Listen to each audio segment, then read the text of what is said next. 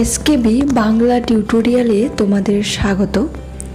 আশা করছি তোমরা প্রত্যেকে ভালো আছো এবং সুস্থ আছো। আজকে আমি তোমাদের সামনে আরও একটি বিষয় নিয়ে হাজির হয়েছি। সেই বিষয়টি হলো সাহিত্য সঞ্চয়ন দশম শ্রেণীর প্রথম পাঠ্য কবিতা নিয়ে তোমাদের সামনে হাজির হয়েছি। চলো দেরি না করে সেই কবিতা আলোচনা শুরু করা যাক। কবিতাটি শুরু করার আগেই তোমাদের কাছে আমার একটা প্রশ্ন, সেটা হচ্ছে যে তোমরা কি কখনো ভেবে দেখেছো যে যুদ্ধ বড় নাকি প্রেম বড়? আজকের এই ভিডিওতে এই প্রশ্নের উত্তর খোঁজবার জন্যই আমরা পৌঁছে যাব দশম শ্রেণীর প্রথম পাঠ্য কবিতা অসুখী একজন কবিতার সম্পূর্ণ আলোচনায়। যারা ক্লাস 10-এ পড়ো এবং যারা এসএসসিতে পরীক্ষা দেওয়ার জন্য প্রস্তুতি নিচ্ছ, তোমাদের সকলের জন্য আজকের এই ভিডিওটি ভীষণ গুরুত্বপূর্ণ। কারণ আজকেই এই ভিডিওতে আমি তোমাদের সামনে অসুখী একজন কবিতাটি নিয়ে লাইন ধরে ধরে সম্পূর্ণ শব্দার্থ সহ আলোচনা পরিবেশন করতে চলেছি। কবিতার মূল আলোচনা প্রবেশের পূর্বে তোমাদের কয়েকটি তথ্য জেনে নেওয়া একান্তভাবে জরুরি। প্রথমত, কবিতাটি লিখেছেন চিলি দেশের বিখ্যাত কবি, নোবেলজয়ী কবি পাবলো নেরুদা। তোমাদের মনে হতে পারে পাবলো নেরুদা বাংলা জানলেন কি করে? দেখো, তিনি কিন্তু বাংলা ভাষায় কবিতাটি লেখেননি। পাবলো নেরুদা কবিতাটি লিখেছিলেন স্প্যানিশ ভাষায়, অর্থাৎ অসুখী একজন কবিতাটি বা মূল কবিতাটি স্প্যানিশ ভাষায় রচিত। এই কবিতাকে বাংলায় অনুবাদ করেছেন নবারুণ ভট্টাচার্য বা তর্জমা করেছেন নবারুণ ভট্টাচার্য। এবং এই কবিতাটি অর্থাৎ আমাদের পাঠ্য অসুখী একজন কবিতাটি বিদেশি ফুলের রক্তের সিটে এই নামাঙ্কিত কাব্যগ্রন্থ থেকে নেওয়া হয়েছে। স্পেনের গৃহযুদ্ধের প্রেক্ষাপটে এই কবিতাটি লেখা। একটু সংক্ষেপে বলে রাখি আগে যে স্পেনের গৃহযুদ্ধের সময় কি হতো জানো তো? দেশের যুবকদের বলা হতো, তোমাদের সৈনিক হয়ে দেশের জন্য যুদ্ধ করতে যেতে হবে। সে যুবক হয়তো নিজের প্রিয়জন, বন্ধুবান্ধব, আত্মীয়দের বিদায়ও জানাতে পারত না। সে যুদ্ধ করবার জন্য যুদ্ধের টানে গৃহত্যাগ করত। সে এও জানত যে এই যাত্রায় হয়তো তার শেষ যাত্রা। এমনই একটা ঘটনাকে কেন্দ্র করে বা প্রেক্ষাপট করে আমাদের এই কবিতাটি লেখা। তাহলে শুরু করছি আজ কবিতার মূল আলোচনা। এই কবিতায় কথক আমাদের সামনে গোটা ঘটনাটি বর্ণনা করেছেন। কথক বলেছেন যে এইভাবে, আমি তাকে ছেড়ে দিলাম। তোমাদের কি মনে হচ্ছে? ছেড়ে দেওয়া মানে কাউকে ছাদ থেকে ছুঁড়ে ফেলে দেওয়া, বা কাউকে ছাদ থেকে ধরো হাতটা ছেড়ে দিল, সে নিচে পড়ে গেল। আসলে এই ছেড়ে দেওয়া কিন্তু সেই ছেড়ে দেওয়া নয়। এমন ছেড়ে দেওয়া হলো, এখানে বোঝানো হয়েছে আমি তাকে ছেড়ে চলে এলাম। কোথায় চলে এলাম বা কোথায় চলে গেলাম? অনেক দূরে, বহু দূরে। তারপরে কবি বলছেন বা কথক বলছেন, অপেক্ষায় দাঁড় করিয়ে রেখে দরজায় আমি চলে গেলাম দূর দূরে। অর্থাৎ সে আমার জন্য দরজায় দাঁড়িয়ে অপেক্ষা করতে থাকলো, আর আমি তার কাছ থেকে বহু দূরে চলে গেলাম। তারপর লাইনে কি বলেছেন কবি? সে জানতো না আমি আর কখনো ফিরে আসব না। সে জানতো না বলতে এখানে কিন্তু কথকের প্রিয়সী বা ভালোবাসার মানুষের কথা বলা হয়েছে, যে সে জানতো না তার যে যাওয়া এটা কিন্তু তার শেষ যাওয়া, সে আর কখনো ফিরে আসবে না, এই কথাটি সে জানতো না। পরের 4টি লাইনে কথক আমাদের সামনে তুলে ধরবেন সময় কিভাবে অতিবাহিত হচ্ছে, অর্থাৎ এই কথক বিদায় নেওয়ার পর তার সময় কিভাবে কাটছে। এখানে তার বলতে সেই প্রেয়সী বা ভালোবাসার মানুষের কথা বলা হয়েছে। একটা কুকুর চলে গেল, হেঁটে গেল গির্জার এক নান, একটা সপ্তাহ আর একটা বছর কেটে গেল। এখানে কবি বোঝাতে চেয়েছেন যে কথক বিদায় নেওয়ার পর ধীরে ধীরে সময় অতিবাহিত হচ্ছে সেই প্রেয়সীর। তোমাদের মনে একটা প্রশ্ন জাগবে, এখানে নান কথার অর্থ কী? এই যে বলা হয়েছে যে হেঁটে গেল গির্জার এক নান, তাহলে নান কথার অর্থ কী?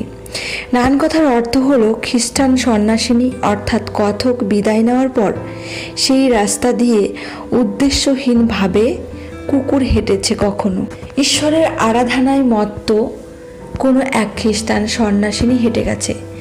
এভাবেই উদ্দেশ্য ও অনুদ্দেশ্যের দোলাচলে কেটে গেছে সময়, বছর আর সপ্তাহ। তারপরের লাইনে আবার কবি বলছেন, বৃষ্টিতে ধুয়ে দিল আমার পায়ের দাগ, ঘাস জন্মালো রাস্তায়। এখানে বৃষ্টিতে ধুয়ে দিল আমার পায়ের দাগ বলতে এখানে কথকের কথা বলা হয়েছে। কথক যে তার প্রেয়সী অর্থাৎ ভালোবাসার মানুষকে ছেড়ে চলে গেল বহু দূরে বা অনেক দূরে, যে রাস্তা দিয়ে তাকে ছেড়ে চলে গেল সেই রাস্তায় কি হলো? সময়ের চিহ্নস্বরূপ ধীরে ধীরে রাস্তায় ঘাস গজিয়ে উঠল, সে কথাই বলা হয়েছে। তারপর আবার বলছেন, আর একটার পর একটা পাথরের মতো পরপর পাথরের মতো বছরগুলো নেমে এলো তার মাথার উপর। এখানে তার বলতে সেই প্রেয়সী বা প্রেমিকার কথা বলা হয়েছে কথকের। যাকে কথক ছেড়ে এসেছে সে কথকের জন্য অপেক্ষা করছে। অপেক্ষার এক একটা দিন যেন তার কাছে এক একটা পাথরের বোঝার মতো মনে হচ্ছে। একটা বছর যাচ্ছে, তার মাথায় যেন পাথরের মতো বোঝা যাচ্ছে। অর্থাৎ প্রতীক্ষার দুঃসহ যন্ত্রণাকে এখানে পাথরের সঙ্গে তুলনা করা হয়েছে। কথক কবে ফিরবে এই প্রতীক্ষায় কথকের প্রিয়জন অপেক্ষা করছে। এক একটা বছর সেই প্রিয়জনের কাছে যেন এক একটা পাথরের বোঝার মতো মনে হচ্ছে। তারপর কবি আবার বলছেন কি, তারপরে কি হলো? তারপর যুদ্ধ এলো রক্তের এক আগ্নেয় পাহাড়ের মতো। শিশু আর বাড়িরা খুন হলো, সেই মেয়েটির মৃত্যু হলো না। তারপরে কি হলো? তার পরপরই হঠাৎই শহরের বুকে চলে আসে সর্বগ্রাসী যুদ্ধ। যুদ্ধ কেমনভাবে আসে প্রশ্নটা হতে পারে প্রত্যেকে তোমাদের। যুদ্ধটা হলো বা এইভাবে আসলো যে রক্তের এক আগ্নেয় পাহাড়ের মতন, অর্থাৎ আগ্নেয়গিরি থেকে যেমন অগ্নুৎপাত হয়, লাভা ম্যাগমা ছোটে, ঠিক তেমনই রক্ত ছুটল, অর্থাৎ চারিদিকে রক্তের বন্যা বইল। যুদ্ধে খুন হলো শিশুরা। এই যুদ্ধ এতটাই ভয়ঙ্কর ছিল যে শিশুদেরকেও ছাড় দেওয়া হলো না, তাদেরকেও হত্যা করা হলো, বাড়িরা খুন হলো। মানে এখানে বোঝানো হয়েছে বাড়িঘর সব ধ্বংস করা হলো, কিন্তু কথকের সেই ভালোবাসার মানুষটির মৃত্যু হলো না। এখন তোমাদের প্রত্যেকের মনে একটা প্রশ্ন জাগতে পারে যে যুদ্ধের এত বড় একটা ভয়াবহ অবস্থার মধ্যেও শিশুদের পর্যন্ত যেখানে ছাড় দেওয়া হলো না, বাড়িঘর ধ্বংস করা হলো, তাহলে সেখানে সেই মেয়েটি কিভাবে বেঁচে রইল? এই উত্তর আমি অবশ্যই দেব, সেটা কবিতার শেষে। আগে এই কবিতাটা আমরা পাঠ করে নিই, তারপর সেই উত্তরটা অবশ্যই দেব। সমস্ত সমতলে, কবি আবার পরের লাইনে কি বলেছেন দেখো, সমস্ত সমতলে ধরে গেল আগুন, শান্ত হলুদ দেবতারা, যারা 1000 বছর ধরে ডুবেছিল ধ্যানে। এখানে মন্দিরে যে দেবতারা ছিল তাদের শান্ত হলুদ বিশেষণ দেওয়া হয়েছে, কারণ আমরা জানি হলুদ রং হলো প্রাচীনত্বের প্রতীক।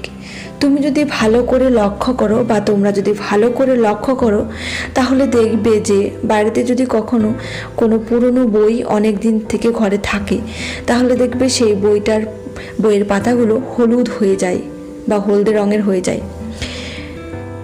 শান্ত হলুদ দেবতা, যে সমস্ত দেবতার মূর্তি দীর্ঘদিন ধরে বছরের পর বছর ধরে মন্দিরে প্রতিষ্ঠিত ছিল, কবির কল্পনায় তারা যেন মন্দিরে ধ্যানমগ্ন অবস্থায় ছিল, কিন্তু যুদ্ধের দাপটে তারা মন্দির থেকে কিভাবে পড়ল? পরের লাইনে কবি বলছেন দেখো, দেখো উল্টে পড়লো মন্দির থেকে টুকরো টুকরো হয়ে। তারা আর স্বপ্ন দেখতে পারল না। কবি এখানে বলছেন যে এখানে দৈব মহিমার অন্তঃশ্বাস শূন্যতা প্রমাণিত হলো, অর্থাৎ এই যুদ্ধ এত ভয়ঙ্কর যে দেবতারাও নিজেদের আর রক্ষা করতে পারলেন না। তাই তো দেবতার মন্দির থেকে দেবতারা উল্টে পড়ে গুঁড়ো গুঁড়ো বা টুকরো টুকরো হয়ে ধূলিসাৎ হয়ে গেল। যুদ্ধ এতটাই ভয়ঙ্কর ছিল। তারপর লাইনে কবি আবার বলছেন, দেখো বা বলছে, সেই মিষ্টি বাড়ি, সেই বারান্দা যেখানে আমি ঝুলন্ত বিছানায় ঘুমিয়েছিলাম, গোলাপি গাছ, ছড়ানো করতলের মতো পাতা, চিমনি, প্রাচীন জল তরঙ্গ সব চূর্ণ হয়ে গেল, জ্বলে গেল আগুনে। এবার কবি একটা স্মৃতিচারণা করেছেন। কবি বলছেন, আমার সেই প্রিয় বাড়ি, সেই বাড়ির বারান্দা, যে বারান্দায় আমি ঝুলন্ত বিছানায় মানে দোলনায় করে শুয়ে থাকতাম, যেখানে ছিল গোলাপি গাছ। এখানে তোমাদের মনে হতে পারে যে গোলাপি গাছ মানে গোলাপ ফুলের গাছকে তোমরা ভাবতে পারো। আসলে কিন্তু গোলাপি গাছ বলতে গোলাপ ফুলের গাছকে কিন্তু এখানে বোঝানো হয়নি। গোলাপি গাছ হলো এক ধরনের বাহারি পাতার গাছ বা পাতা বাহারের গাছকে বলা হয়েছে, যার পাতাগুলো দেখতে হাতের ছড়ানো করতলের মতো, অর্থাৎ হাতটা টান টান করলে 5 আঙ্গুল দিয়ে হাতটাকে দেখতে যেমন লাগে, অনেকটা তাল গাছের পাতা যেমন, ঠিক সেই রকম এক ধরনের পাতাবাহারি গাছগুলো গোলাপি গাছ। সেই গোলাপি গাছ, চিমনি, প্রাচীন জল তরঙ্গ। এখানে প্রাচীন জল তরঙ্গ মানে জলের ঢেউ নয়, জল তরঙ্গ বলতে বোঝানো হয়েছে এক ধরনের বাদ্যযন্ত্র, অর্থাৎ বাজনা বাজানোর একটা উপকরণ যেটার মধ্যে জল থাকে, যেটা ঝাঁকালে ঝনঝন করে আওয়াজ হয়। গান করবার ক্ষেত্রে এই বাদ্যযন্ত্রটির ব্যবহার করা হয়ে থাকে। কথকের বাড়ির এই যাবতীয় সমস্ত কিছু যুদ্ধের আগুনে চূর্ণ বিচূর্ণ হয়ে গেল, পুরে ছাই হয়ে গেল। এবার আমরা চলে আসলাম একেবারে কবিতার অন্তিম বা শেষ পর্বে। অন্তিম বা শেষ পর্বে কবি কি বলছেন, যেখানে ছিল শহর সেখানে ছড়িয়ে রইল কাঠকয়লা, দোমরালো লোহা, মৃত পাথরের মূর্তির বিভৎস মাথা, রক্তের একটা কালো দাগ। একটা প্রাণ চঞ্চল শহর যুদ্ধের পর একদম শ্মশানে পরিণত হলো। প্রাণ চঞ্চল শহরে চারিদিকে ছড়িয়ে রইল কাঠকয়লা, দোমরানো কিছু লোহা, মৃত পাথরের মূর্তির বিভৎস মাথা। বলতে বোঝানো হয়েছে মৃত মানুষের কাটা কাটা মুন্ডুগুলো পাথরের মতো পড়ে রয়েছে, আর কি রক্তের একটা কালো দাগ। এখানে তোমাদের মনে হতে পারে যে রক্তের রং তো লাল, তাহলে এখানে কালো বলছে কেন? উত্তরটা হলো এরকম যে রক্তপাত এত হয়েছে যুদ্ধের ফলে যে সেই রক্তগুলো শুকিয়ে জমাট বেঁধে একটা কালো কালচেটে দাগ যুদ্ধের ভয়াবহতার চিহ্ন হয়ে শহরের বুকে রয়ে গেছে। আর সেই মেয়েটি আমার অপেক্ষায়, কবি কি বলছেন যে আর সেই মেয়েটি আমার অপেক্ষায়, অর্থাৎ এই সর্বহারার মহাশ্মশানে কথকের সেই প্রিয়তমা, কথকের ভালোবাসার মানুষটি কথকের ফেরার প্রতীক্ষায় পথ চেয়ে রয়েছে।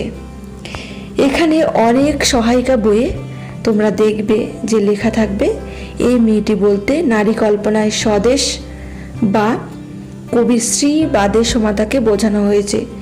আসলে তা কিন্তু নয়। আসলে এই কবিতাটি হলো যুদ্ধ বনাম প্রেমের কবিতা। এখানে মেয়েটিকে কবিতায় প্রেমের প্রতীক হিসাবে দেখানো হয়েছে, ভালোবাসার মূর্ত প্রতীক হিসাবে দেখানো হয়েছে।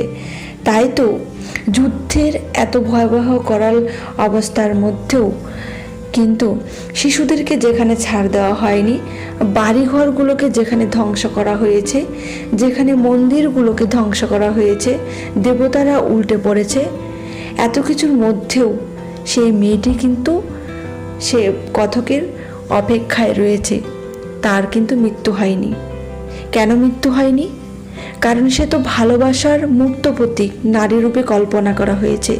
ভালোবাসা তো কখনো মৃত্যু হয় না। যুদ্ধ সব কিছুকে ধ্বংস করে দিলেও কোনো ভালোবাসাকে কিন্তু স্পর্শ করতে পারে না। তাই সেই জন্য সব কিছু শেষ হয়ে গেলেও যুদ্ধের ফলে সেই মেয়েটি কথকের অপেক্ষায় কিন্তু রয়ে গেছে। এখানে কবিতার মূল আলোচনা শেষ হলো। ধন্যবাদ।